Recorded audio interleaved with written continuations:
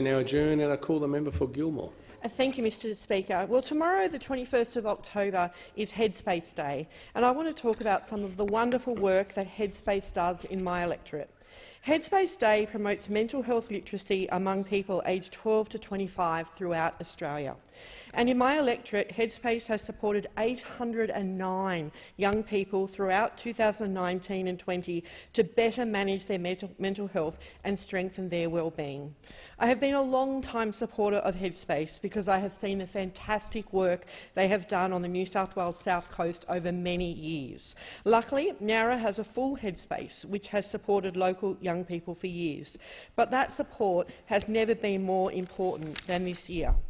Young people have been some of the hardest hit with COVID-19, but before that, in my electorate, they also had to contend with a summer of bushfires. Sadly, for many young people, their family home and parents' livelihoods were lost during the fires. With an economy heavily reliant on tourism, many young people also lost their summer income, with shops closed, holiday rentals empty and cafes without customers. But Headspace has been there, supporting the community every day. I was lucky enough to pop into the Nowra Youth Markets recently, a wonderful initiative of Headspace and Sonder Youth. I was impressed by the entrepreneurship of so many local young people at these markets. There were artists selling photography and paintings, homemade jewellery, candles and wraps, artistic chopping boards, the list goes on. There was live music playing, and it was fantastic to see young people who might have lost work from this year's hits getting support from the local community. In the wake of the bushfires, Headspace Nowra has also held, among other things, a range of free skateboard workshops in partnership with Totem Skateboarding. They were in areas like Ulladulla, Culburra Beach, Sussex Inlet and Sanctuary Point, giving people a place to go, something to do and, more importantly, something to look forward to. Young people knew there was someone there who will listen, someone there who can help if they need it. That is why I was pleased to see the individual placement support trial at Nowra Headspace extended as part of the budget. Mr Speaker, it is because of the great work of Nowra Headspace during the election campaign I pushed hard for a full Headspace to be delivered in Batemans Bay. With the nearest Headspace in Bega, there was a huge gap in services for the northern Eurobodalla, and I wanted to make sure local young people in the Batemans Bay area could see the same benefits that I had witnessed in Nowra. Thankfully, the government matched my commitment at the election, and in the wake of the bushfires, I fought hard to have that funding brought forward. The need was now, and young people could not afford to wait.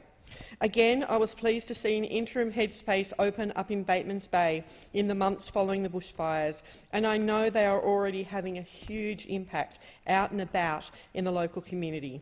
I look forward to seeing the new full Headspace open soon. I want to sincerely thank all our Headspace and mental health workers for everything you are doing to help local young people.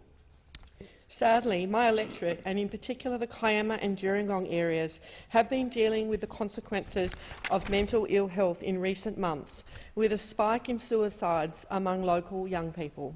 These tragic events are a reminder of why we need things like Headspace Day and why we need to raise awareness of mental health assistance. Our local communities have rallied together in an inspiring way, doing their important part to help those who are struggling. Our local towns turned yellow, and the Kiama and District's Stronger Community Initiative was born, holding workshops and events to improve the collective mental well-being of the region. I was delighted to attend the Mental Health Town Hall meeting last week at the Pavilion in Kiama, and I want to thank all of the organisers for their work in getting this underway. This year has shown us that we can never take the mental well-being of our community for granted. So this Headspace Day, I want to show my support, not just for Headspace, but for all the local organisations working hard to improve our community mental well-being and resilience. And I encourage others to inspire and share the small steps you take to support your mental health. We really will get through this together.